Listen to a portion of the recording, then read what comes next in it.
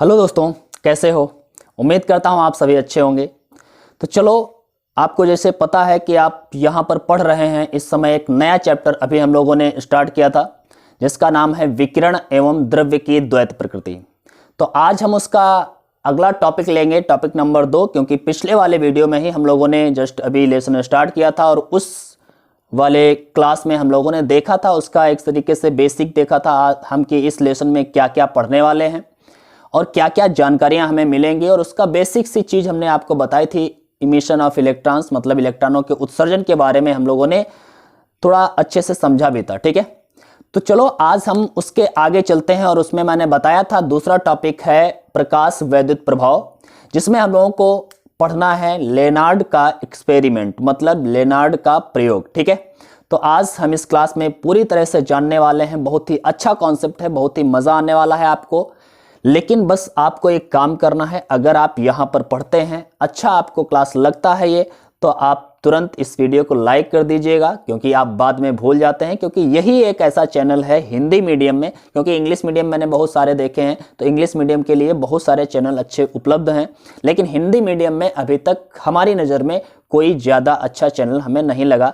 तो मैंने सोचा चलो मैं ही स्टार्ट करता हूँ। ठीक है, तो हिंदी मीडियम के लिए बहुत ही अच्छा आपके लिए चैनल है, तो आप लोग यहाँ पर आएँ। जितने भी हिंदी मीडियम के स्टूडेंट हैं, जो भी इंग्लिश मीडियम के हैं, जिन्हें हिंदी में कुछ प्रॉब्लम होती हो या फिर इंग्लिश में कोई प्रॉब्लम होती हो, तो यहाँ पर आ करके अच्छे से कॉन्सेप्ट को समझ सकते हैं। क्योंकि ये एक ऐसा चैनल है जहाँ पर कॉन्सेप्ट समझाया जाता है आपको, बिल्कुल फिजिक्स आप यहाँ पर फील करके पढ़ते हैं। और अगर आप फीलिंग के साथ में फिजिक्स पढ़ते हैं, क्लियर कर देते हैं पूरा का पूरा कॉन्सेप्ट, तो आपको फिर सब्जेक्ट से हो जाता है प्यार। ठीक है, तो चलो स्टार्ट करते हैं आज की क्लास। लेकिन आज की क्लास स्टार्ट करने से पहले मैं कहना चाहूँगा कि अगर अभी तक आपने इस चैनल को सब्सक्राइब नहीं किया है तो कर लीजिए और बेल आइकन जरूर प्रेस करिए, जिससे आपको आने वाले वीडियोस का नोटिफिकेशन तुरंत मिल पाएगा और आप तुरंत उस वीडियो को देख पाएंगे और अच्छा लाभ उठा पाएंगे। ठीक है, और वीडियो को ज़्यादा से ज़्यादा शेयर अवश्य करिए अपने दोस्तों के साथ, जो भी आपके पढ़ने वाले दोस्त हैं उन सब के साथ शेयर करिए, क्योंकि वो सभी आकर के यहाँ से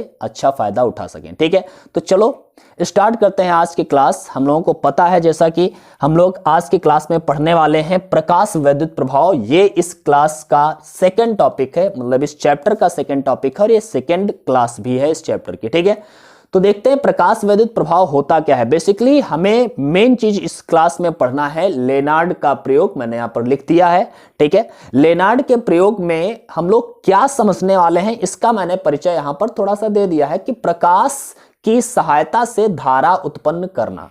ओके, हम लोग क्या करने वाले हैं आज की क्लास में, या फिर हम इस आज की थीम को अगर समझना चाहें तो हम आज करने वाले हैं ये कि किसी धातु की सतह पर प्रकाश डालेंगे और प्रकाश डालने से उसमें धारा प्रवाहित होना शुरू हो जाएगी। ठीक है, तो हम लोग क्या करने वाले हैं, आज हम प्रकाश की सहायता से वैद्युत धारा उत्पन्न करने वाले हैं। और जो प्रकाश की सहायता से वैद्युत धारा उत्पन्न होती है, उस धारा को हम बोलते हैं पीईसी, जिसे हम बोलते हैं फोटो इलेक्ट्रिक करंट, हिंदी में बोले तो प्रकाश वैद्युत धारा। ओके, तो प्रकाश वैद्युत धारा आज हम लोग उत्पन्न करेंगे। प्रकाश वैद्युत धारा नाम सुन के ही पता चलता है कि ये ऐसी धारा है जो प्रकाश के द्वारा उत्पन्न हुई है, इसीलिए इसे हम प्रकाश वैद्युत धारा कहते हैं। ठीक है, तो देखते हैं आखिर कैसे उत्पन्न की जा सकती है, इस वैद्युत धारा को कैसे उत्पन्न किया जाता है।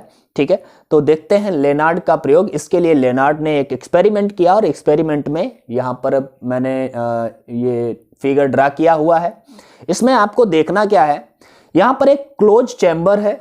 ठीक है, देखो अगर धारा बनानी है तो करंट का फ्लो एक निश्चित डायरेक्शन में होना चाहिए।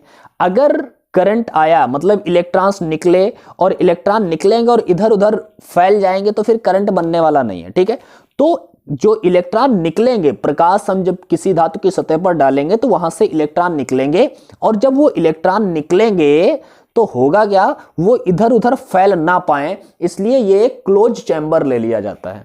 ठीक है, अब क्लोज चैम्बर तो ले लिया, लेकिन इस पर तो प्रकाश डालना है। प्रकाश डालने के लिए भी तो कोई जगह होनी चाहिए। तो जो प्रकाश डालने के लिए जगह है, ये है हमारी एक विंडो लगी हुई है, इसे हम बोलते हैं क्वार्ट्ज विंडो। ओके, क्वार्ट्ज की खिड़की होती है जिससे हम प्रकाश को डालते हैं और इसके भीतर दो प्लेटें रखी हुई होती हैं। धातु की दोनों प्लेटें हैं, आप मान सकते हैं कि कॉपर की दोनों प्लेटें हैं, ठीक है, किसी भी धातु की आप मान लेते हैं, ठीक है। तो दो प्लेटें यहां पर रखी हुई हैं, इनका नाम अगर देना चाहें तो हम एक का नाम दे देते हैं x और दूसरे का नाम दे देते हैं y। ओके, होता क्या है, इन दोनों प्लेटों को एक कनेक्टिंग वायर के साथ में एक ये माइक्रो एम्पियर का अमीटर है, इसके साथ में जोड़ देते हैं। बहुत ही कम धारा को भी माप सकता है ये अमीटर, हम कह सकते हैं धारा मापी लगा देते हैं। इसमें अगर धारा प्रवाहित होगी तो ये तुरंत बता देगा कि धारा प्रवाहित हुई है। ओके, इसमें डिफ्लेक्शन शो हो जाएगा, सिंपल सी बात है, ठीक है।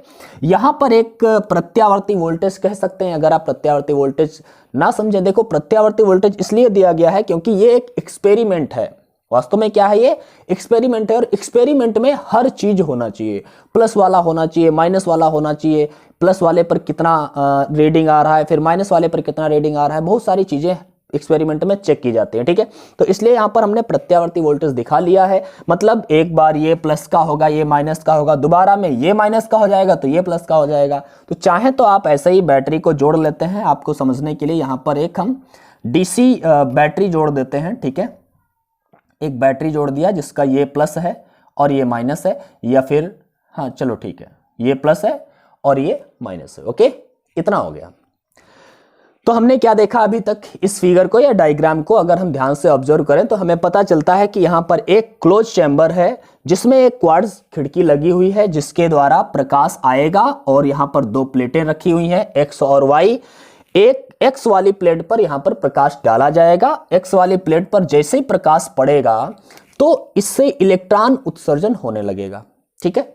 इलेक्ट्रॉनों का जो उत्सर्जन होगा, किसी धातु की सतह पर प्रकाश पड़ा और उससे इलेक्ट्रॉनों का उत्सर्जन हुआ, इसी घटना को ही हम प्रकाश वैद्युत प्रभाव कहते हैं, और इलेक्ट्रॉनों के उत्सर्जन को ही हम इलेक्ट्रॉनों का उत्सर्जन कहते हैं, या फिर हम प्रकाश वैद्युत उत्सर्जन कहते हैं। कोई दिक्कत नहीं है इसमें, आपको समझ में आ रहा होगा मेरे ख्याल से।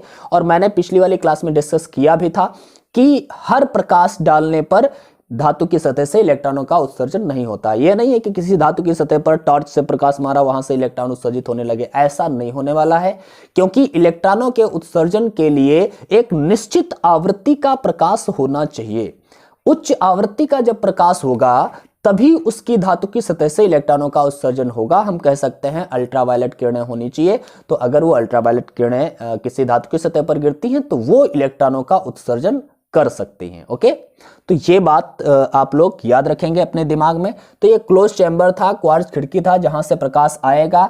ये दो प्लेटें रखी हुई हैं x और y। x वाली प्लेट पर प्रकाश गिरेगा, यहां से इलेक्ट्रॉनों का उत्सर्जन होगा, और इलेक्ट्रॉनों का जो उत्सर्जन होगा, देखिएगा यहां से इलेक्ट्रॉनों का उत्सर्जन हुआ और ये इलेक्ट्रॉन अब क्या करेंगे, तो सिंपल सी बात है कि ये अगर यहां पर ये ओपन होता, मान लिया मैंने क्लोज चैम्बर ना लिया होता, तो ये इलेक्ट्रॉन इधर उधर फैल जाते, और फैल जाते तो फिर वो बेकार हो जाते, हम धारा नहीं बना सकते थे। तो इसीलिए इसे क्लोज चैम्बर लिया गया है, ठीक है। इतना बात क्लियर है।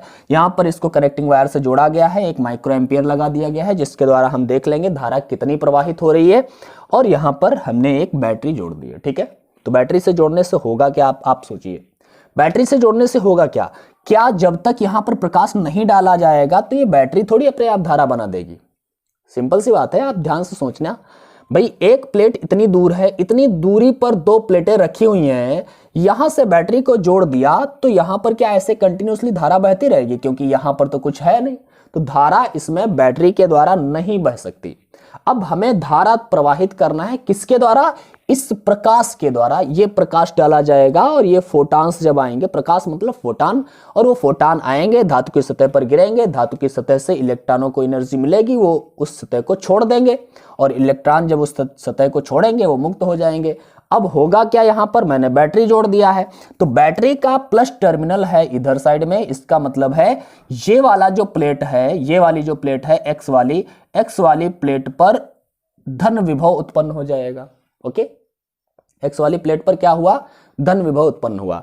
अभी हम ज्यादा बेहतर होगा कि अगर हम इसे ऋण विभव पर मान के चलें और इसे धन विभव पर मान के चलें। ओके, तो आपको अच्छे से समझ में आएगा, थोड़ा सा आप लोग समझ लीजिए, कोई दिक्कत नहीं है, ठीक है।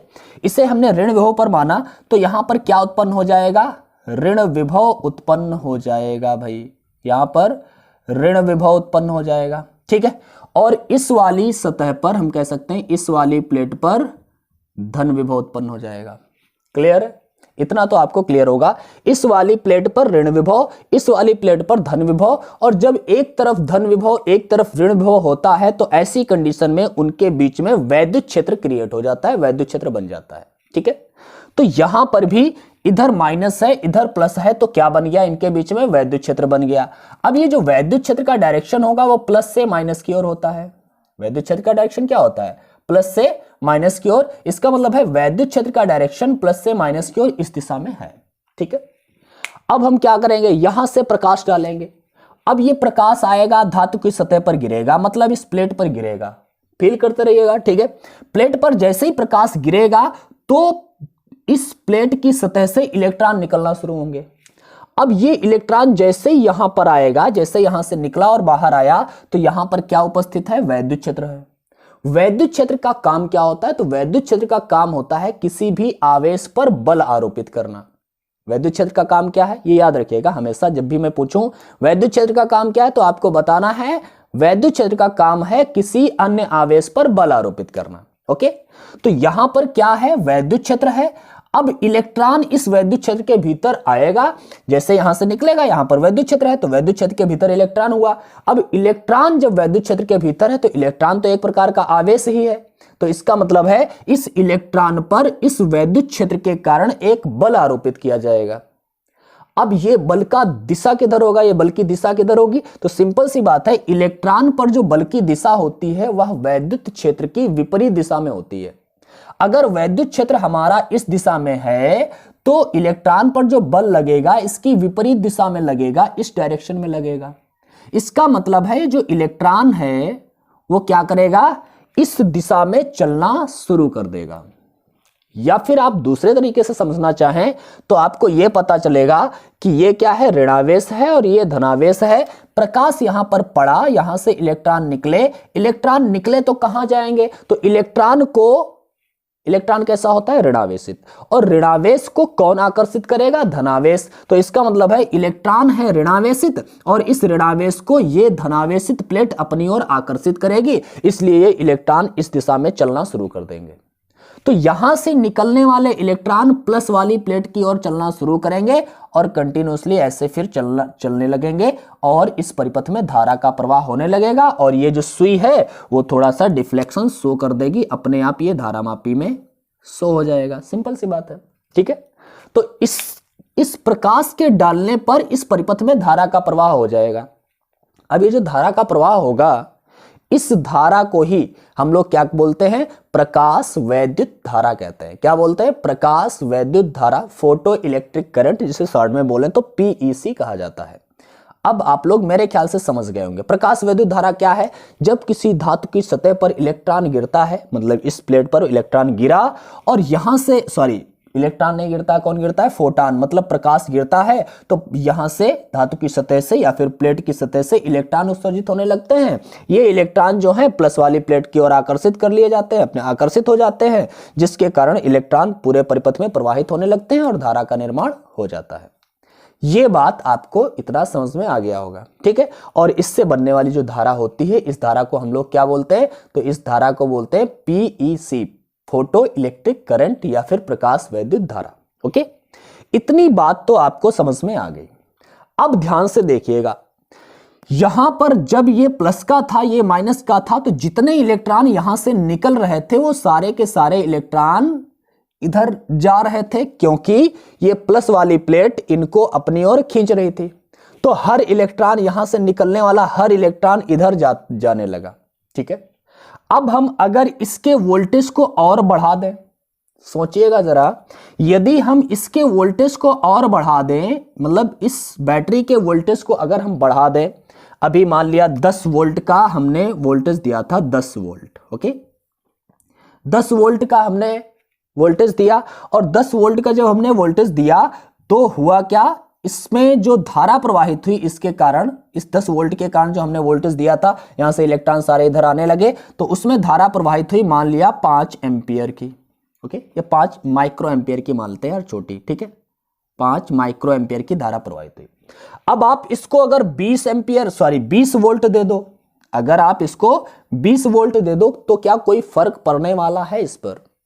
तो हम कहेंगे बिल्कुल भी इस पर कोई फर्क नहीं पड़ेगा। क्यों नहीं पड़ेगा? सिंपल सी बात है कि जितने इलेक्ट्रॉन निकल रहे हैं वो सारे के सारे इलेक्ट्रॉन प्लस वाली प्लेट के द्वारा आकर्षित किए जाएंगे, वो सारे इलेक्ट्रॉन जा रहे हैं। और जब सारे इलेक्ट्रॉन जा ही रहे हैं तो इसमें धारा जितनी बन रही थी सारे इलेक्ट्रॉनों से उतनी ही तो बनेगी। अब आपने 20 वोल्टेज यहां पर लगा दिया तो क्या इलेक्ट्रॉनों की संख्या बढ़ गई? ऐसा तो है नहीं। जब इलेक्ट्रॉनों की संख्या नहीं बढ़ेगी, क्योंकि प्रकाश तो हम वही डाल रहे हैं, अगर प्रकाश में कोई छेड़खानी ना की जाए, जिस आवृत्ति का प्रकाश, जिस तीव्रता का प्रकाश डाला जा रहा था वही तीव्रता या वही आवृत्ति का प्रकाश हम डालते रहें, तो यहां पर वोल्टेज आप बढ़ाएं या ना बढ़ाएं, होगा क्या? यहां से इलेक्ट्रॉन जितने निकल रहे थे उतने ही निकलेंगे, क्योंकि इलेक्ट्रॉन कौन निकाल रहा है? प्रकाश। ठीक है, तो इलेक्ट्रॉन जो भी निकलने थे वो निकल रहे हैं, जिसके कारण वो सारे निकलने वाले इलेक्ट्रॉन इस पर आ रहे हैं और इस तरह से प्रवाहित हो रहे हैं और धारा प्रवाहित हो रही है 5 एम्पीयर की। तो हम कह सकते हैं कि यहां पर अभी धारा का मान नहीं बढ़ने वाला है। सिंपल सी बात है। आप 20 वोल्ट कर दो धारा नहीं बढ़ेगी, आप 30 वोल्ट कर दो धारा नहीं बढ़ेगी। ठीक है, तो धारा इस वोल्टेज पर डिपेंड अभी तक तो नहीं है, मेरे ये समझ में आया, आपको भी समझना होगा। ठीक है, तो सिंपल सी बात है। तो हमने ये देखा कि यहां पर हम वोल्टेज बढ़ाएंगे तो धारा में कोई परिवर्तन नहीं होगा, लेकिन अब अगर हम यहां पर वोल्टेज घटाना शुरू कर दें, 10 वोल्ट था तो क्या हो रहा था? अब हम क्या करें, 5 माइक्रो एम्पीयर की धारा बह रही थी, मान लिया 5 माइक्रो एम्पीयर की धारा बह रही थी। अब हमने क्या किया, इस वोल्टेज को कम करना शुरू किया, निगेटिव करना शुरू किया, पलट दिया, वोल्टेज को पलट दिया। वोल्टेज को पलटने का मतलब यह है कि ये वाला माइनस का लगा दिया और इधर साइड में लगा दिया प्लस। ओके, जब इधर माइनस और इधर प्लस लगा दिया तो अब की बार क्या होगा, ये यहां पर धन विभव उत्पन्न हो जाएगा और यहां पर जो है ऋण विभव उत्पन्न हो जाएगा, वाई प्लेट पर ऋण विभव उत्पन्न हो जाएगा। अब यहां पर ध्यान से आप लोग समझिएगा। ठीक है, बहुत अच्छा कॉन्सेप्ट आने वाला है। यहां पर धन विभव और यहां पर ऋण विभव। अब चुंबकीय क्षेत्र, जो वैद्युत क्षेत्र बनेगा उसका डायरेक्शन किधर होगा? तो अब हम कह सकते हैं कि इसका डायरेक्शन होगा ये। ठीक है, अब वैद्युत क्षेत्र इस दिशा में होगा। जब वैद्युत क्षेत्र इस दिशा में है, प्रकाश उसी प्लेट पर गिर रहा है, प्रकाश जब गिरेगा तो क्या होगा, इलेक्ट्रॉन उत्सर्जित होंगे। इलेक्ट्रॉन उत्सर्जित होकर के वैद्युत क्षेत्र में आएंगे और वैद्युत क्षेत्र क्या करता है, बल आरोपित करता है इलेक्ट्रॉन पर। इलेक्ट्रॉन पर किस दिशा में बल आरोपित करता है, उसके विपरीत दिशा में। तो जो इलेक्ट्रॉन पर बल आरोपित होगा अब की बार इस दिशा में नहीं बल्कि इस दिशा में बल लगेगा। अब जब इस दिशा में बल लगेगा तो क्या इलेक्ट्रॉन इधर साइड में जा पाएगा, माइनस की ओर? नहीं जा पाएगा, क्योंकि अब की बार यहां पर प्लस प्लेट नहीं है। प्लस वाली जब थी तो ये इलेक्ट्रॉनों को अपनी ओर आकर्षित कर रही थी, लेकिन यहां पर अब की बार कौन सा है, माइनस प्लेट है और माइनस तो उसको प्रतिकर्षित करती है। तो हम कह सकते हैं कि अब की बार इलेक्ट्रॉन इधर नहीं जाएंगे, और जब इलेक्ट्रॉन इधर नहीं जाएंगे तो क्या परिपथ में धारा प्रवाहित होगी?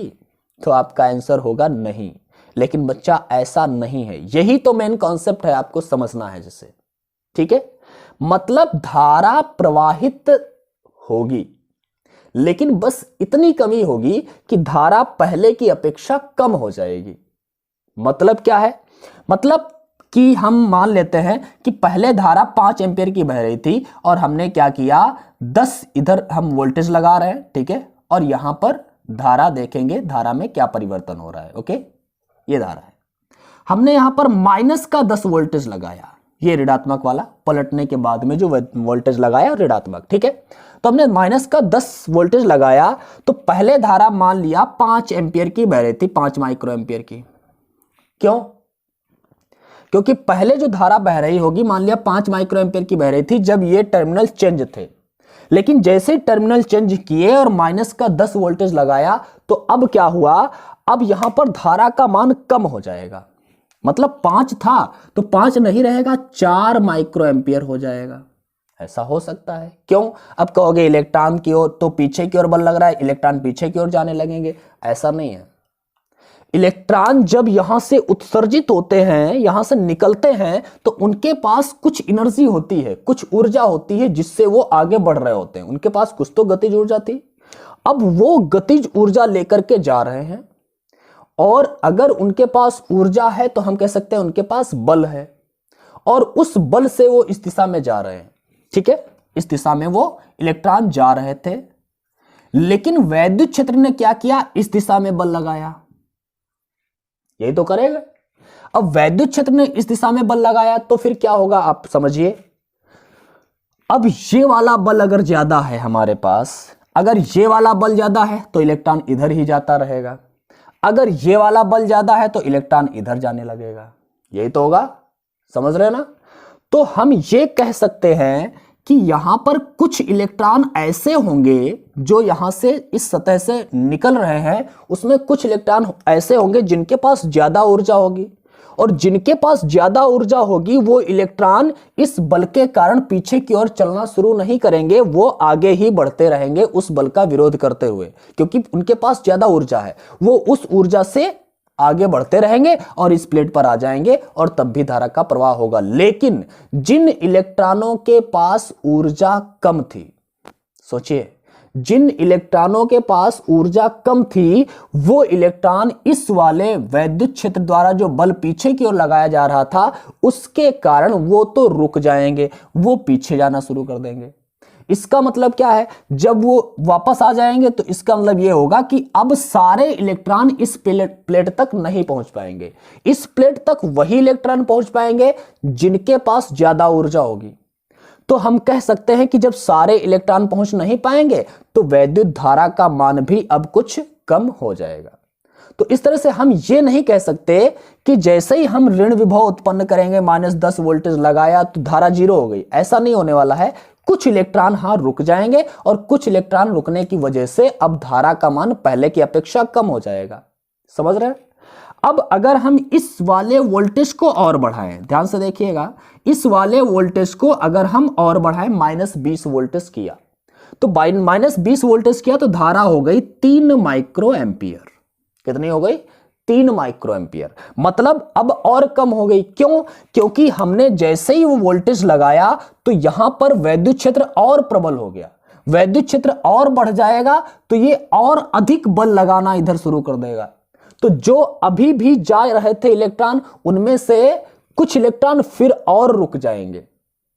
अभी 10 वोल्टेज पर जो इलेक्ट्रॉन जा रहे थे, इसका विरोध करते हुए निकल रहे थे, वो धारा बना रहे थे, लेकिन जैसे ही 20 वोल्टेज लगाओगे वैद्युत क्षेत्र बढ़ेगा और उन पर लगने वाला बल भी बढ़ जाएगा, इलेक्ट्रॉनों पर लगने वाला बल बढ़ गया। और जब बल बढ़ जाएगा तो इसका मतलब क्या है, अब ये इलेक्ट्रॉन क्या कर रहे थे, जो इधर जा रहे थे उनमें से कुछ और इलेक्ट्रॉन अब रुक जाएंगे, जिनके पास थोड़ी एनर्जी लेवल कम था वो भी रुक जाएंगे, और जिनके पास उससे भी ज्यादा होगा वो अब भी आगे जाते रहेंगे और धारा का निर्माण करते रहेंगे। लेकिन अब उतनी धारा नहीं रहेगी, 4 एम्पियर भी धारा नहीं रहेगी, अब 3 एम्पियर हो जाएगी। अब आप समझ पा रहे होंगे कि जैसे जैसे हम वोल्टेज बढ़ाते जाएंगे, 30 वोल्टेज कर दिया तो धारा फिर 2 माइक्रो एम्पियर हम कह सकते हैं रह गई, और जो इलेक्ट्रॉन अभी तक पहुंच रहे थे अब वो भी नहीं पहुंच पाएंगे, थोड़े और घट गए, क्योंकि जिनके पास थोड़ी थोड़ी एनर्जी कम होती रहेगी वो इलेक्ट्रॉन फिर पीछे ही रुक जाएंगे, क्योंकि यहां पर बल बढ़ता जा रहा है। हमने वोल्टेज बढ़ाया, वोल्टेज बढ़ाने का मतलब क्या है, वैद्युत क्षेत्र बढ़ेगा, वैद्युत क्षेत्र बढ़ेगा तो वो बल भी विपरीत दिशा में बढ़ जाएगा इलेक्ट्रॉनों पर, जिसके कारण ज्यादा से ज्यादा इलेक्ट्रॉन रुकना शुरू कर देंगे। अब बहुत ही ज्यादा जिनके पास इलेक्ट्रॉनों के पास ऊर्जा होगी वो अब भी जाते रहेंगे, बेशरम जो इलेक्ट्रॉन है जिनके पास ज्यादा एनर्जी है वो अब भी जाते रहेंगे। समझ पा रहे हैं ना। तो अब हम ये कह सकते हैं कि इसी प्रकार अगर हम 40 वोल्टेज लगा दें माइनस का, तो 1 माइक्रो एम्पियर धारा हो गई, और एक स्थिति ऐसी भी आएगी कि उसमें धारा 0 हो जाएगी। जितने भी इलेक्ट्रॉन यहां से निकल रहे थे वो सारे के सारे इलेक्ट्रॉन, अब एक भी इलेक्ट्रॉन इधर साइड में नहीं जा पा रहा है, क्योंकि यहां पर वैद्युत क्षेत्र ज्यादा प्रबल हो गया है, जिसकी वजह से उन पर इलेक्ट्रॉनों पर लगने वाला बल ज्यादा हो गया है, जिसकी वजह से जिनके पास अधिकतम गतिज ऊर्जा थी, इलेक्ट्रॉनों के पास बहुत अधिक ऊर्जा थी, वो ऊर्जा वाले इलेक्ट्रॉन भी अब इस वाली प्लेट तक नहीं पहुंच पा रहे हैं। कारण क्या है, क्योंकि वैद्युत विभवांतर आपने बढ़ा दिया है, और अगर विभवांतर बढ़ेगा वैद्युत क्षेत्र बढ़ेगा, वैद्युत क्षेत्र बढ़ेगा तो इन पर लगने वाला बल भी बढ़ गया। अब ये इस बल का ये वाला जो ये इलेक्ट्रॉन जो है विरोध नहीं कर पा रहे हैं, इस वजह से अब एक भी इलेक्ट्रॉन इस पर नहीं आ रहा है, तो अब क्या होगा, धारा का मान 0 हो जाएगा। समझ रहे ना, अब इस परिपथ में धारा प्रवाहित नहीं होगी।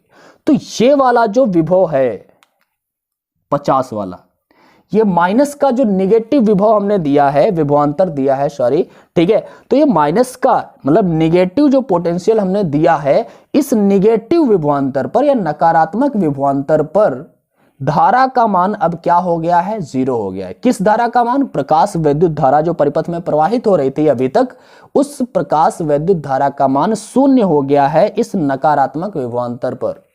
जिस विभवांतर पर या फिर जिस नकारात्मक विभवांतर पर धारा या फिर प्रकाश विद्युत धारा का मान 0 हो जाता है, उस नकारात्मक विभवांतर को निरोधी विभव कहा जाता है। क्या कहते हैं, निरोधी विभव।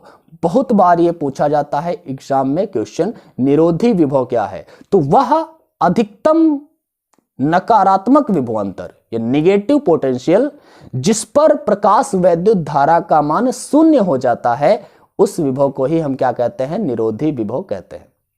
ओके, और इसको हम व्यक्त करते हैं V0 से। तो मैंने यहां पर कुछ लिखा था, मैंने लिखा था कि उच्च आवृत्ति का प्रकाश प्लेट पर गिरता है तो धारा उत्पन्न होती है। हमें पता है कि उच्च आवृत्ति का प्रकाश इस प्लेट पर गिरेगा, धारा बनना शुरू हो जाएगी, और ऋणात्मक विभव लगने पर धारा का मान धीरे धीरे घटता है। ये नहीं कि ऋणात्मक विभव 10 वोल्टेज लगाया धारा 0 हो गई, ऐसा नहीं है, धीरे धीरे उसका मान घटने लगता है। जैसे जैसे ऋणात्मक विभव का मान बढ़ता है वैसे वैसे धारा का मान घटने लगता है। तो मैंने लिख दिया है, फिर लिखा है एक निश्चित ऋणात्मक विभव पर धारा मतलब प्रकाश विद्युत धारा का मान 0 हो जाता है। एक निश्चित ऋणात्मक विभव पर क्या हो जाता है, प्रकाश विद्युत धारा का मान 0 हो जाता है। इस ऋणात्मक विभव को निरोधी विभव कहते हैं और इसे V0 से व्यक्त करते हैं। मेरे ख्याल से अब आपके दिमाग में यह थीम बिल्कुल क्लियर हो गई होगी। क्लियर है ना, ये तो बात क्लियर है।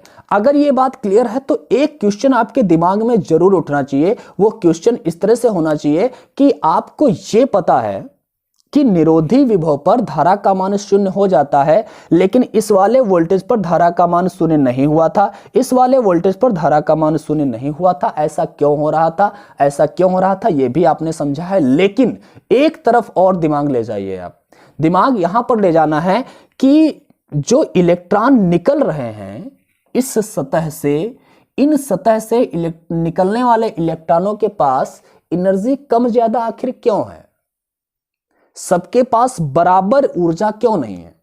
अगर सबके सारे इलेक्ट्रॉनों के पास बराबर ऊर्जा होती तो वो क्या करते कि सारे इलेक्ट्रॉन जाते या फिर सारे इलेक्ट्रॉन रुक जाते। कम ज्यादा ऊर्जा है ना इलेक्ट्रॉनों के पास, तभी तो कम ऊर्जा वाले इलेक्ट्रॉन पहले रुक गए, उससे अधिक ऊर्जा वाले इलेक्ट्रॉन बाद में और रुक गए, फिर और रुक गए, फिर और रुक गए। इसका मतलब क्या है कि इलेक्ट्रॉन धीरे धीरे, हर इलेक्ट्रॉन के पास समान ऊर्जा नहीं है, यही तो मतलब हुआ। अब दिक्कत यह है यहां पर कि आखिर यहां से निकलने वाले इलेक्ट्रॉनों के पास समान ऊर्जा क्यों नहीं है, क्योंकि प्रकाश हम वही डाल रहे हैं, प्रकाश की तीव्रता वही है, आवृत्ति वही है और सतह भी वही है। तो फिर इलेक्ट्रॉन जो निकल रहे हैं उनके पास ऊर्जा भी सेम होनी चाहिए, क्योंकि प्रकाश सेम है, प्रकाश की तीव्रता या फिर प्रकाश की आवृत्ति सब कुछ तो सेम है, धातु की सतह भी सेम है। तो फिर इलेक्ट्रॉन अलग अलग आवृत्ति या अलग अलग ऊर्जा के क्यों निकल रहे हैं, ऐसा क्यों है। तो इस बात को हम लोग थोड़ा सा समझ लेते हैं, ठीक है। देखिएगा, मान लेते हैं ये धातु की सतह है, ठीक है। यहां पर आपको ना दिखाई दे रहा हो शायद, क्योंकि लाइट की थोड़ी सी प्रॉब्लम है, आप लोग मैनेज कर लीजिएगा, ठीक है। कोई बात नहीं है यार, जल्दी से सही करने की कोशिश मैं करूंगा, ठीक है। देखिएगा, यहां पर हमने मान लिया कोई धातु की सतह और यहां से कोई प्रकाश आता है या फिर फोटॉन आता है। मैं एक फोटॉन की बात करता हूं। प्रकाश क्या है, एक तरीके से फोटॉन आते हैं, धातु की सतह पर गिरते हैं। फोटॉन के पास कितनी एनर्जी है, H new. H new energy को हम लिख लेते हैं, मान लिया 20 जूल एनर्जी है, मान लिया, मानने में कुछ नहीं जानने वाला, ठीक है। मान लिया किसी भी फोटॉन के पास 20 जूल एनर्जी है और वो धातु की सतह पर गिरता है, और धातु की सतह पर ही गिरता है जैसे ही, तो होता क्या है कि धातु की सतह में जो मुक्त इलेक्ट्रॉन उपस्थित होता है वो उस एनर्जी को ले लेता है। मतलब ये जो 20 जूल एनर्जी थी उसने ये 20 जूल एनर्जी इस इलेक्ट्रॉन ने ले ली। आपको ना समझ में आए थोड़ा सा दूर बना देता हूं। इस इलेक्ट्रॉन ने 20 जूल एनर्जी ले ली। अब ये 20 जूल एनर्जी क्या होगी? 20 जूल एनर्जी लेकर के इलेक्ट्रॉन उत्तेजित हो गया और बाहर निकलने की कोशिश करने लगा।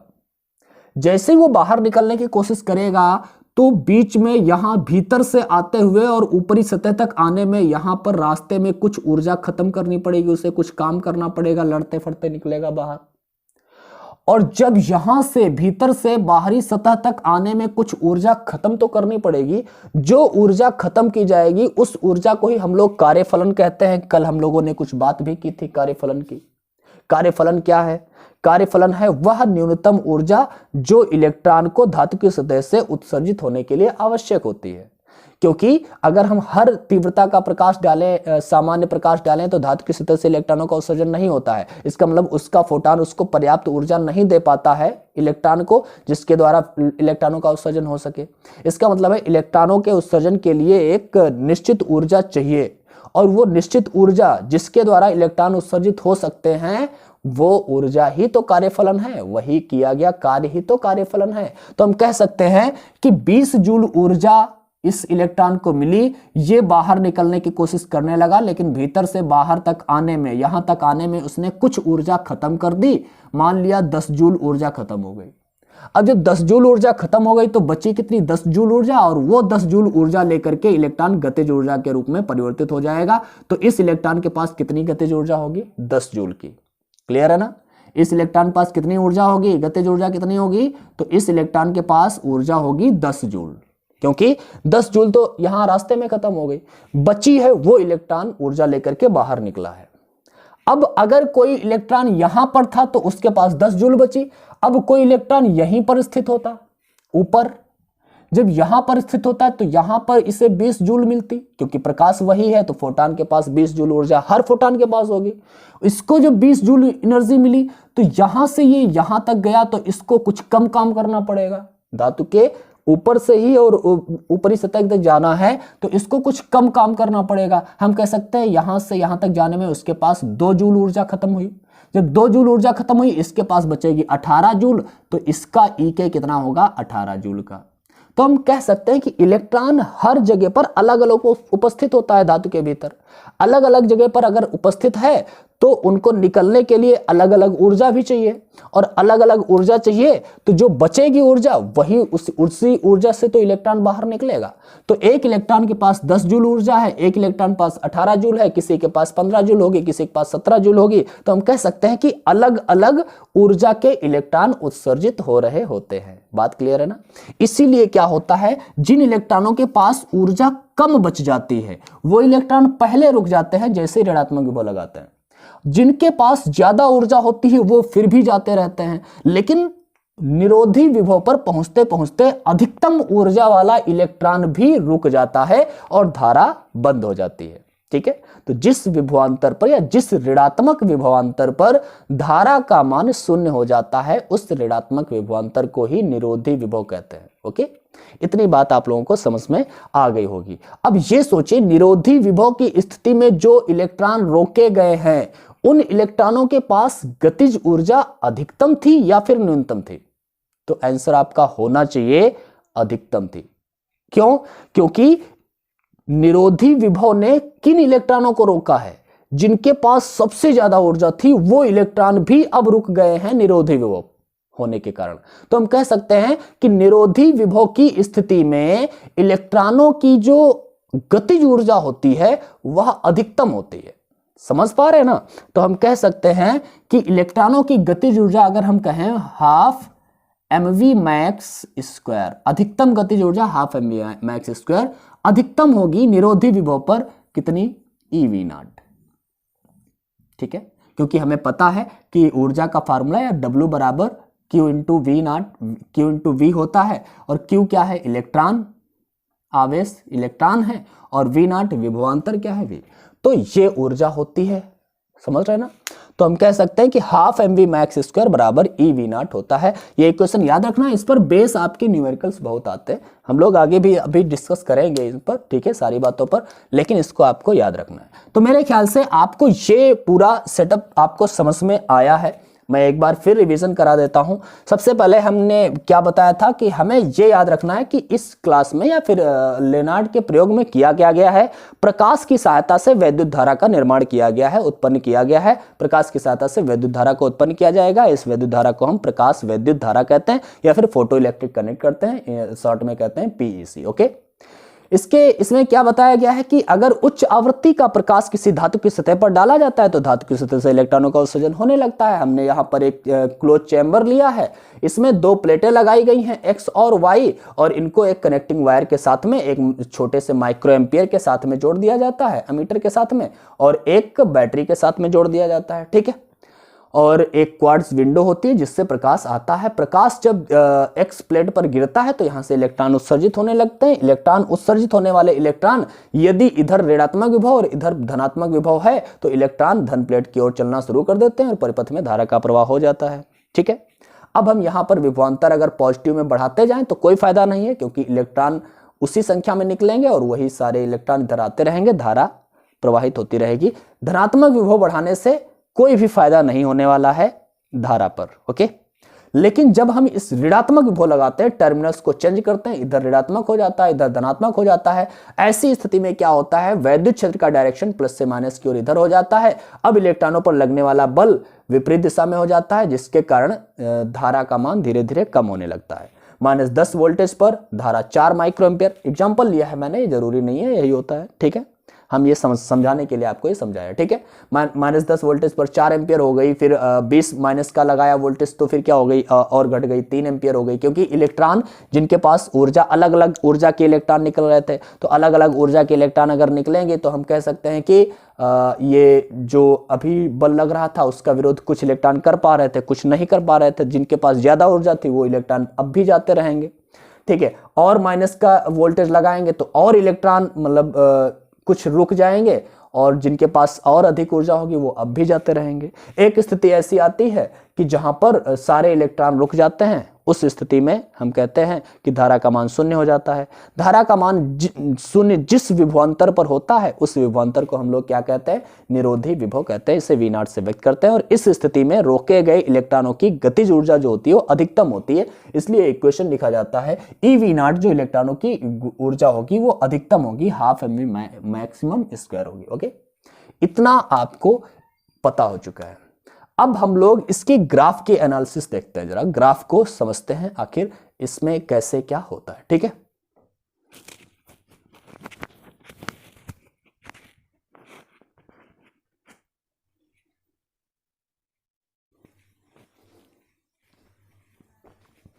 तो चलो देखते हैं अब कि आखिर इसका ग्राफ कैसे बनाते हैं, क्योंकि इसके ग्राफ के बारे में इसकी व्याख्या करने के लिए थोड़ा सा आपको और कॉन्सेंट्रेट करना होगा, आपको अपना दिमाग। ठीक है, ध्यान से देखिएगा यहाँ पर कैसे समझते हैं। इसमें जब हम ग्राफ देखेंगे तो यहाँ पर दो बातें आपको याद रखना है। जो हम प्रकाश डाल रहे हैं उस प्रकाश की आवृत्ति, दो चीजें, नंबर 1 आवृत्ति और नंबर 2 तीव्रता। ओके, आवृत्ति और तीव्रता, इन दोनों पर डिस्कस करेंगे। आवृत्ति बढ़ने पर क्या होगा, तीव्रता बढ़ने पर क्या होगा।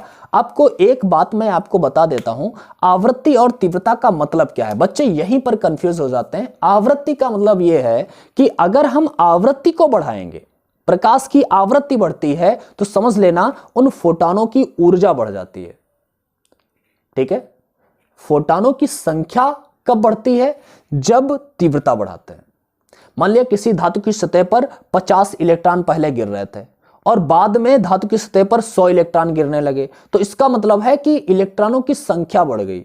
और फोटॉन की मैं बात कर रहा हूं। प्रकाश जब गिराया जा रहा था तो फोटॉन गिर रहे थे। ठीक है, तो जब पहले मान लिया 50 फोटॉन गिर रहे थे और बाद में धातु की सतह पर 100 फोटॉन गिरने लगे, तो इसका मतलब है कि फोटॉनों की संख्या बढ़ गई। फोटॉनों की संख्या बढ़ेगी तो उत्सर्जित होने वाले इलेक्ट्रॉनों की संख्या बढ़ जाएगी। तो इसका मतलब है फोटॉनों की संख्या बढ़ने का मतलब है उसकी तीव्रता बढ़ गई है। समझ रहे ना, प्रकाश पहले गिराया जा रहा था जिससे 50 फोटॉन गिर रहे थे, बाद में 70 फोटॉन गिरने लगे, तो इसका मतलब है प्रकाश की हमने तीव्रता बढ़ा दी है। ठीक है, लेकिन अगर हम प्रकाश की आवृत्ति को बढ़ाते हैं, फोटानों की संख्या को वही रखते हैं, 50 फोटान गिर रहे थे, 50 फोटान ही गिर रहे हैं, लेकिन उसकी आवृत्ति बढ़ गई है। तो आवृत्ति बढ़ने का मतलब यह है कि हर फोटान की ऊर्जा में वृद्धि हो गई है, और ऊर्जा में अगर वृद्धि हो गई है तो उत्सर्जित होने वाले इलेक्ट्रॉनों की भी ऊर्जा बढ़ जाएगी। सिंपल सी बात है, ठीक है। तो आवृत्ति बढ़ने का मतलब ऊर्जा बढ़ जाना, तीव्रता बढ़ने का मतलब होगा कि उसकी तीव्रता बढ़ने का मतलब क्या होगा, उसमें इलेक्ट्रॉनों की संख्या, फोटानों की संख्या का बढ़ जाना। ओके, ये दोनों बातें क्लियर रखिएगा। तो सबसे पहले हम बात करते हैं, अगर हम प्रकाश की तीव्रता को बढ़ाएं तो क्या होगा। मान लिया मैंने प्रकाश किसी भी तीव्रता का पहले डाला था, प्रकाश की तीव्रता डाली और धनात्मक विभव दिया, तो मान लिया धारा कुछ एम्पियर की प्रवाहित हुई, ठीक है। मान लिया ये कुछ भी एम्पियर है, कुछ एम्पियर की धारा प्रवाहित हुई। धनात्मक विभव आप बढ़ाते रहेंगे, इधर साइड में धनात्मक विभव है, इधर साइड में ऋणात्मक विभव है। ओके, ये ऋणात्मक विभव है। तो ये मान लिया ये 10 वोल्ट का है, ये 20 वोल्ट का है, ये 30 वोल्ट का है, ये 40 वोल्ट का है, ये 50 वोल्ट का है। इधर ये माइनस का 10 है, ये माइनस का 20 है, ये माइनस का 30 है, ये माइनस का 40 है। यहाँ ऊपर ना लिखते हैं, नीचे लिख देते हैं। माइनस का 10, माइनस का 20, माइनस का 30, माइनस का 40, माइनस का 50, माइनस का 60 हमने मान लिया, ठीक है। तो हमने देखा जब हमने धनात्मक विभव लगाया और प्रकाश एक निश्चित तीव्रता या निश्चित आवृत्ति का प्रकाश डाला, तो हुआ क्या कि ये मतलब उसमें धारा प्रवाहित होने लगी। हमने धनात्मक विभव जब बढ़ाया, 10 से 20 वोल्ट लगाया, तो धारा का मान नहीं बढ़ेगा। धनात्मक विभव बढ़ाने पर धारा के मान में कोई परिवर्तन नहीं होता। तो 10 वोल्ट लगाया तब भी धारा इतनी थी, 20 वोल्ट लगाया तब भी धारा इतनी थी, 30 वोल्ट लगाया तब भी धारा इतनी थी। तो हम कह सकते हैं धनात्मक वोल्टेज बढ़ाने पर धारा का मान नहीं बढ़ रहा है। लेकिन जैसे जैसे हम ऋणात्मक वोल्टेज लगाएंगे, -20 वोल्टेज लगाया मैंने, और जैसे ही -20 वोल्टेज लगाया तो पहले धारा मान लिया ये 5 माइक्रो एम्पियर है यहां पर, ठीक है। और मैंने 10 वोल्टेज लगाया माइनस का, तो ये धारा का मान थोड़ा कम हो गया, 3 माइक्रो एम्पियर हो गया मान लिया। तो ये धारा 10 वोल्टेज पर 3 माइक्रो एम्पियर हो गई, ठीक है। ऐसे बढ़ाते हैं, 10 एम्पियर पर 3 माइक्रो एम्पियर हो गई, ठीक है।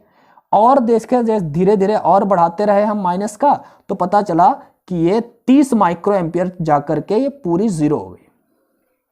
समझ रहे ना, 10 माइक्रो एम्पियर पर थोड़ी सी घटी, 20 माइक्रो एम्पियर पर और घटी, और 30 माइक्रो एम्पियर पर माइनस की 30 माइक्रो एम्पियर में बोल रहा हूं, वोल्टेज यहां पर है, ठीक है। तो ये -10 वोल्टेज मैंने यहां पर लगाया। जब -10 वाला वोल्टेज लगाया तो धारा घटी थी। -20 वोल्टेज लगाया और धारा घटी, -30 वोल्टेज लगाया, 0 हो गई। तो यहां पर हमने देखा, यहां पर धारा का मान 0 हो गया, तो इसका मतलब है -30 जो है ये हमारा स्टॉपिंग पोटेंशियल है, जिसे हम निरोधी विभव कह रहे थे। तो निरोधी विभव कितना है इसके लिए, 20 वोल्ट, 30 वोल्ट है, ठीक है। माइनस का 30 वोल्ट, ये क्या है, निरोधी विभव का वैल्यू निकल आया। बात क्लियर है ना, बात क्लियर है। तो इसका मतलब है -30 से जब हम आगे बढ़ेंगे तो धीरे धीरे धारा का मान बढ़ता रहेगा, और जैसे प्लस वाले में आएंगे फिर धारा का मान बंद हो जाएगा, कंटिन्यूसली बढ़ता ही नहीं रहता है, ठीक है। धनात्मक विभव आते ही इलेक्ट्रॉन सारे के सारे इधर आना शुरू कर देते हैं। अब आप वोल्टेज बढ़ाएंगे तो क्या फायदा मिलेगा, जितने इलेक्ट्रॉन निकल रहे हैं उतने इलेक्ट्रॉन जाते रहेंगे, धारा का मान थोड़ी बढ़ने वाला है। अगर हम ऋणात्मक विभव को बढ़ाने लगते हैं, ऋणात्मक विभव बढ़ते रहता है, -10 -20, तो इलेक्ट्रॉन रुक जाते हैं, कुछ फिर और रुक जाते हैं और रुक जाते हैं, जिससे धारा का मान कम तो होता है, ठीक है। तो धीरे धीरे धारा का मान कम हुआ और -30 वोल्टेज पर कम हो गया, ठीक है। अब हम सोचें नंबर 1, तीव्रता को अब हम बढ़ाएं। अब हम प्रकाश की तीव्रता को बढ़ाएंगे। तो प्रकाश की तीव्रता को जब हम बढ़ाएंगे तो होगा क्या, आप लोग सोचिएगा, जरा फील करिएगा। जब हम प्रकाश की तीव्रता को बढ़ाएंगे तो इलेक्ट्रॉनों की संख्या बढ़ेगी। प्रकाश की तीव्रता का बढ़ना, फोटानों की संख्या का बढ़ना। फोटानों की संख्या बढ़ी तो उत्सर्जित इलेक्ट्रॉनों की भी संख्या बढ़ी, इलेक्ट्रॉनों की संख्या बढ़ी तो धारा का मान बढ़ गया। इसका मतलब है अभी जो 5 माइक्रो एम्पियर की धारा बह रही थी, अब हो सकता है 10 माइक्रो एम्पियर या फिर 20 माइक्रो एम्पियर, जो भी बहे हमने कह दिया, मान लिया 8 माइक्रो एम्पियर। ओके, अब 8 माइक्रो एम्पियर की धारा बहेगी और प्लस का वोल्टेज आप यहां पर बढ़ाते जाएं, उससे कोई फायदा नहीं है, क्योंकि इलेक्ट्रॉन जितने निकल रहे हैं सारे जाने लगे हैं, धारा का मान बढ़ चुका है। तो धारा का मान हमने किसके कारण बढ़ाया, तीव्रता बढ़ने पर बढ़ाया। प्रकाश की तीव्रता बढ़ी, धारा का मान बढ़ गया, धारा का मान बढ़ गया। लेकिन अब देखते हैं इनका ये स्टॉपिंग पोटेंशियल कहां पर होगा।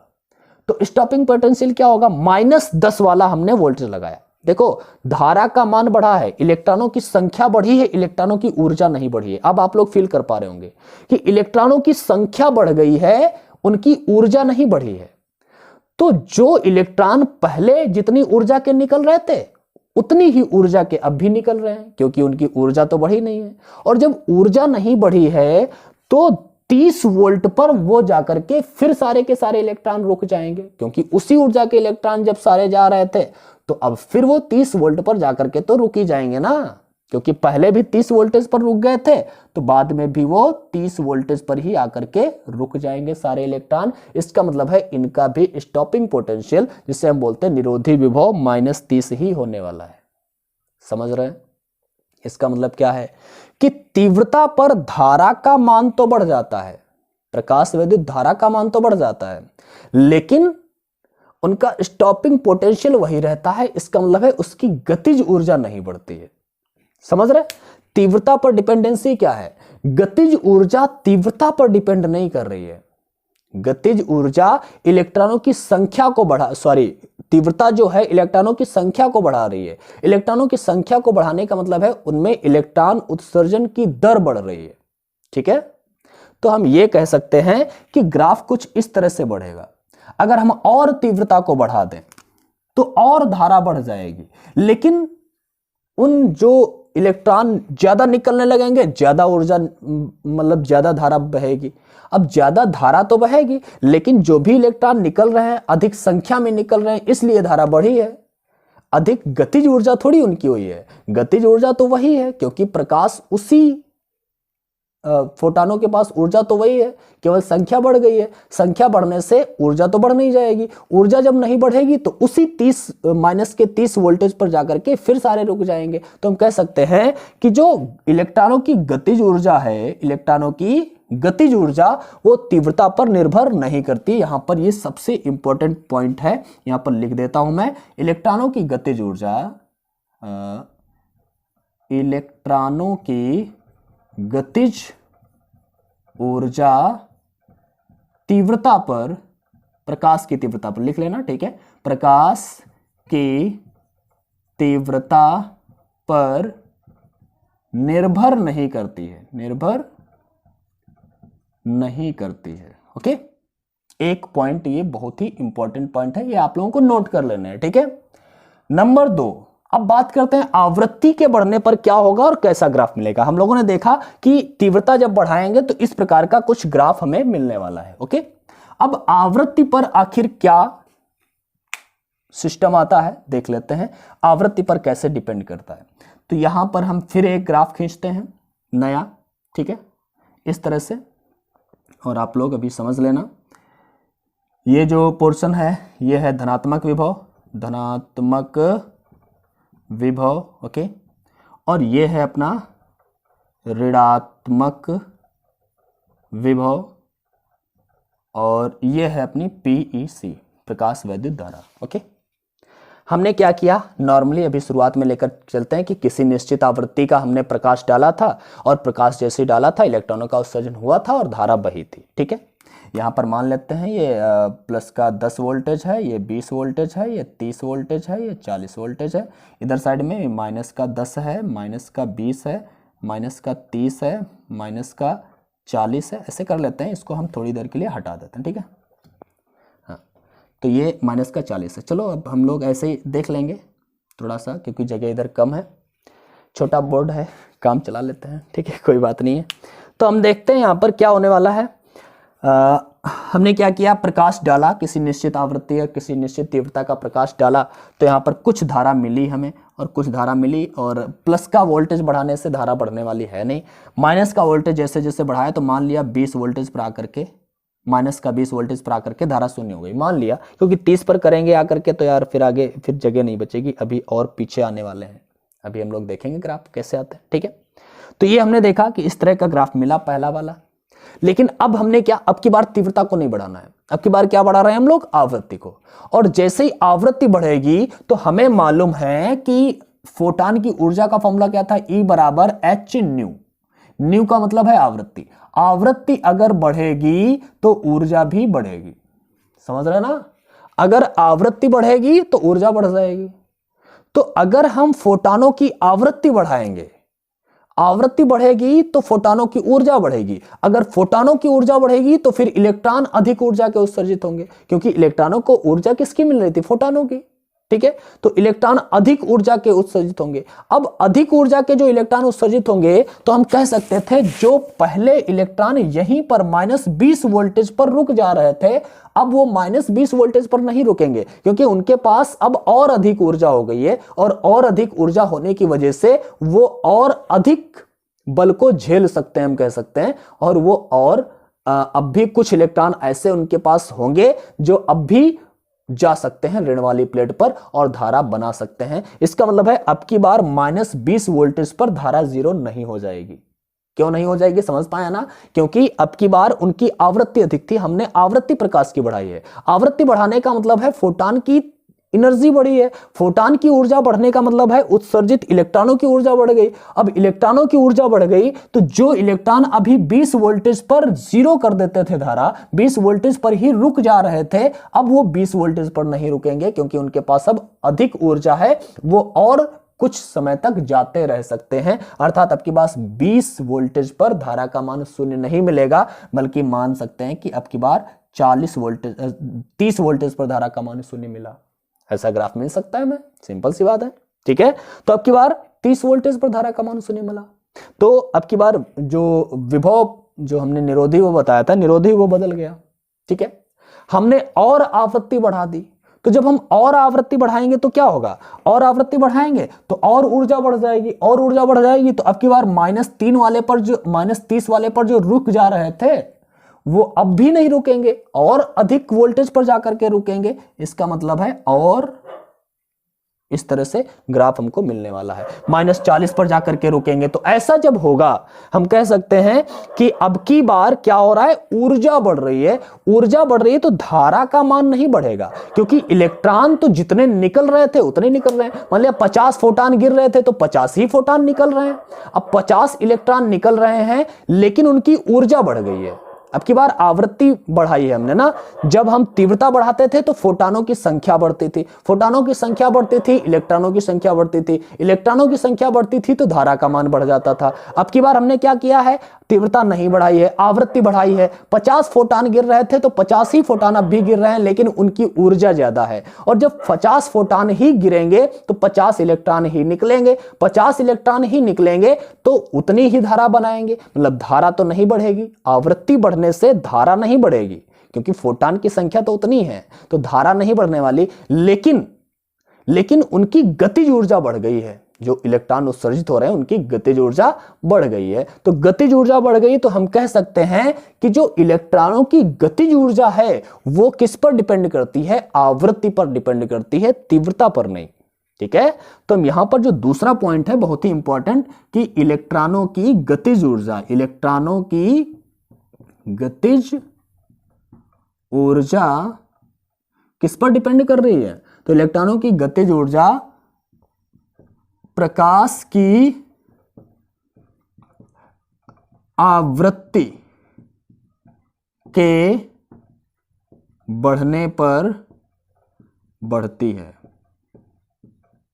और घटने पर घटती है। सिंपल सी बात है। ठीक है, इलेक्ट्रॉनों के उत्सर्जन की दर, इलेक्ट्रॉन अधिक उत्सर्जित होंगे या कम उत्सर्जित होंगे, यह किस पर डिपेंड करता है? तीव्रता पर। तो हम कह सकते हैं कि इलेक्ट्रॉनों की उत्सर्जन की दर प्रकाश की तीव्रता पर निर्भर करती है, लेकिन इलेक्ट्रॉनों की गतिज ऊर्जा किस पर निर्भर करती है? इलेक्ट्रॉन की आवृत्ति पर निर्भर करती है। ये दोनों पॉइंट बहुत ही इंपॉर्टेंट है। और तीसरा पॉइंट आप लोग जो याद रखने योग्य है आप लोगों के लिए, वो भी याद रखिएगा। तीसरा पॉइंट ये है कि इलेक्ट्रॉन जो है ना, क्या?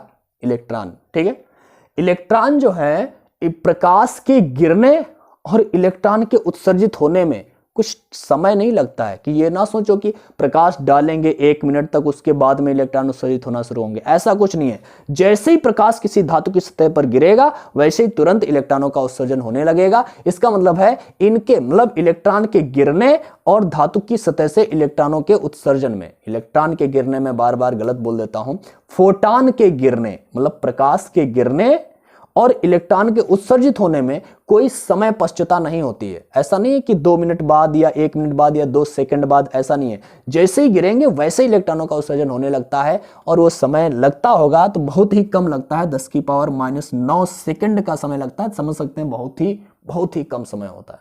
ठीक है, तो इनके बीच में कोई समय पश्चता नहीं होती है। हम ये कह सकते हैं कि समय पश्चता नहीं होती है। तीसरा पॉइंट है समय पश्चता नहीं होती है। ओके, किसके बीच में? किसी धातु की सतह पर प्रकाश के गिरने और इलेक्ट्रॉनों के उत्सर्जित होने में कोई समय पश्चता नहीं होती है। ये जो तीनों पॉइंट है आप लोग नोट कर लीजिएगा। ओके, कि आवृत्ति पर कौन डिपेंड करता है? इलेक्ट्रॉनों की गतिज ऊर्जा। तीव्रता पर कौन डिपेंड करता है? इलेक्ट्रॉनों के उत्सर्जन की दर। ठीक है, और इनके बीच में कोई समय पश्चता नहीं होती है। ग्राफ आप लोगों ने देख लिए हैं। अगर हम आवृत्ति को बढ़ाते हैं तो ग्राफ इस प्रकार का होगा। ये आवृत्ति का ग्राफ है। आवृत्ति पर कैसे निर्भर करता है? और ये किस पर ग्राफ है? तो ये हम लोगों ने देखा तीव्रता पर ग्राफ है। ठीक है, तीव्रता बढ़ाएंगे तो इस प्रकार का ग्राफ मिलेगा, आवृत्ति बढ़ाएंगे तो कुछ इस प्रकार का ग्राफ मिलेगा। ठीक है, आप लोग, मेरे ख्याल से आप लोगों को अच्छा लगा होगा। एक बार हम जल्दी से रिवीजन कर लेते हैं। हम लोगों को पता है कि प्रकाश वैद्युत प्रभाव क्या है। जब किसी धातु की सतह पर इलेक्ट्रॉन प्रकाश डाला जाता है, उसकी धातु की सतह से इलेक्ट्रॉनों का उत्सर्जन होने लगता है। इस घटना को ही हम लोग क्या बोलते हैं? प्रकाश वैद्युत प्रभाव कहते हैं। लेनार्ड का एक्सपेरिमेंट आप लोगों को समझ में आए क्या है? मेरे ख्याल से अब बताने से कोई जरूरत नहीं है। और तीव्रता जो है, तीव्रता पर डिपेंडेंसी आप लोगों ने देख ली है, आवृत्ति पर डिपेंडेंसी देख ली है। अब भी अगर कोई आपको इसमें प्रॉब्लम है तो आप हमें कमेंट करके पूछ सकते हैं। मैं ज़रूर रिप्लाई देने की कोशिश करूँगा। और आप हमें इंस्टा पर मिल सकते हैं, आप वहाँ पर मैसेज कर सकते हैं, मैं रिप्लाई ज़रूर दूंगा। ठीक है, तो इंस्टा पर आप लोग सर्च कर सकते हैं आर्या_सर, सर्च करिएगा इंस्टा पर तो हमारा अकाउंट मिलेगा, वहाँ पर फॉलो कर लीजिएगा और आराम से वहाँ पर जो भी प्रॉब्लम है आप हमसे शेयर कर सकते हैं। ठीक है, तो आज की क्लास में बस इतना ही रखते हैं। और आप लोगों के लिए, आप लोगों के प्यार और सपोर्ट के लिए बहुत बहुत धन्यवाद। दिल से सपोर्ट करते हैं आप लोग, और मुझे भी अच्छा लगता है आपके जब पॉजिटिव कमेंट्स आते हैं। तो ऐसे ही पॉजिटिव कमेंट्स कहते रहिए और मुस्कुराते रहिए, पढ़ते रहिए। और वीडियो अगर पसंद आया तो लाइक कर दो यार। ठीक है, तो आज की क्लास में बस इतना ही। फिर मिलेंगे अगली क्लास में, तब तक के लिए बाय बाय। पढ़ते रहिए।